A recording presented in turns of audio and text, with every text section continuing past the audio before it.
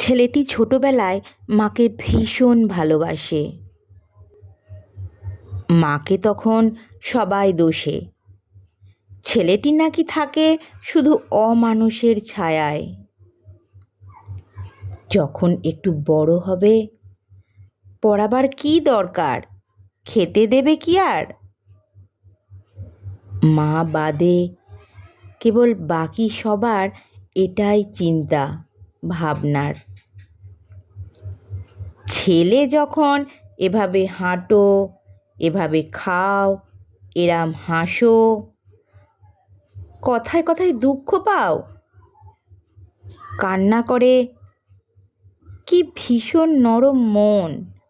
তখন সবাই জিজ্ঞাসা করবে, তুই হিজড়া নাকি রে?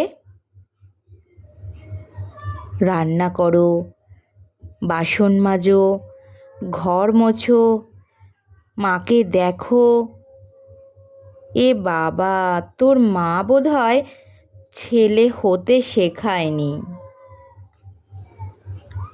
মাকে যদি ভালোবাসো, বউ বলবে মায়ের পুতুল। বউকে যদি ভালোবাসো, সমাজ ডাকবে মায়ের বেঈমান ছেলে।